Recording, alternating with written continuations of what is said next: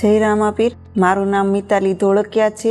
મને 2-3 દિવસ પહેલા એકદમ કમરમાં સેજ દુખાવો શરૂ હતો। પછી અચાનક જ તે ગોઠણ મારો ટકરાતા મને ગોઠણથી લઈ અને છેક ખંભા સુધીની નસમાં સાવા એટલી અસહ્ય પીડા થવા લાગી। એટલે પછી અમે પીપી માણિયા હોસ્પિટલમાં આવ્યા મારા ચેકઅપ માટે। ત્યાં અમે ડૉક્ટરને મારો ચેકઅપ કરાવ્યો। પછી અમને મેડિસિન પણ આપવામાં આવી અને પછી સજેસ્ટ કર્યું કે તમે 10 દિવસ માટે ફિઝિયોમાં એક્સરસાઇઝ માટે જાઓ એમ। ત્યારે મેં 10 દિવસ માટે ફિઝિયોમાં એક્સરસાઇઝ માટે જોઈન કર્યું। પછી જ્યારે હું નીચે એક્સરસાઇઝ માટે ગઈ ને ત્યારે મારી પીડા એટલી અસહ્ય હતી કે હું ઊભી પણ નહોતી રહી શકતી, બેસી પણ નહોતી શકતી। મારે ચાલવું હોય ને તો પણ વિચાર કરવો પડતો હતો એટલી। અને મારી 4 વર્ષની બેબી છે તો કામ પણ એટલું ઘરે રહે છે અને આ પીડા એક સાથે બધું કઈ રીતે એડજસ્ટ કરું ને કઈ સમજ ન પડતી હતી। પછી મને નીચે ફિઝિયોમાં દ્રષ્ટિ મેમ છે એમણે મારો કેસ હેન્ડલ કર્યો। એમણે મને એટલી સરસ એક્સરસાઇઝ કરાવી કે એ પ્રોપર મારી પાસે ઊભા રહેતા, એમના હાથથી મારી એક્સરસાઇઝ કરાવતા। મને ક્યારે એમણે એમ નથી કીધું તમે જાતે આ કરી લો એમ।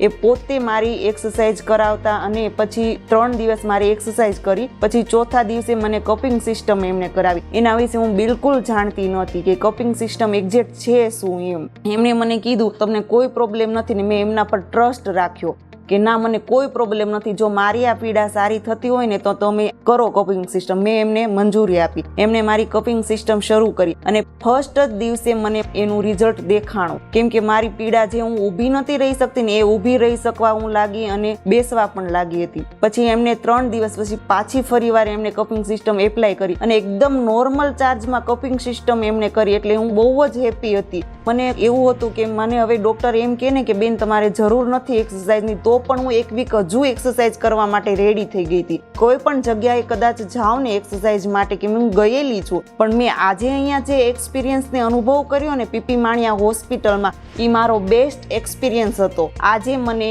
એ લોકો એમ કહે છે તમને 50% ડિફરન્ટ છે એવું અમને લાગે છે, પણ હું મારા ખુદના અનુભવથી કહું છું કે મને 80% ડિફરન્ટ છે એવું મને લાગે છે। કેમ કે મેં મારા શરીરમાં જે અનુભવ કર્યા છે ને એ જ હું રિયલ હકીકત બોલું છું। એટલા માટે હું મારો એક્સપિરિયન્સ અહીંયા શેર કરું છું। Thank you PP Maniya hospital ને thank you all staff and thank you બેસ્ટમાં best physiotherapist. Thank you so much. અને હું પણ એવું તમને કહું છું કે તમે જો અહીંયા સુરતમાં કોઈ પણ નજીક એરિયામાં મીન્સ કે વરાછા એરિયા, મોટા વરાછા કે પછી કોઈ એરિયામાં રહ્યો છો તો તમે એકવાર પીપી માણિયા હોસ્પિટલમાં તમારી ચેકઅપ ને સારવાર કરાવો, કેમ કે એનું રિઝલ્ટ બેસ્ટ છે। અને જો તમે કોઈ પણ બીજા સિટીમાં છો તો તમે આ સિસ્ટમને એપ્લાય કરાવી શકો છો।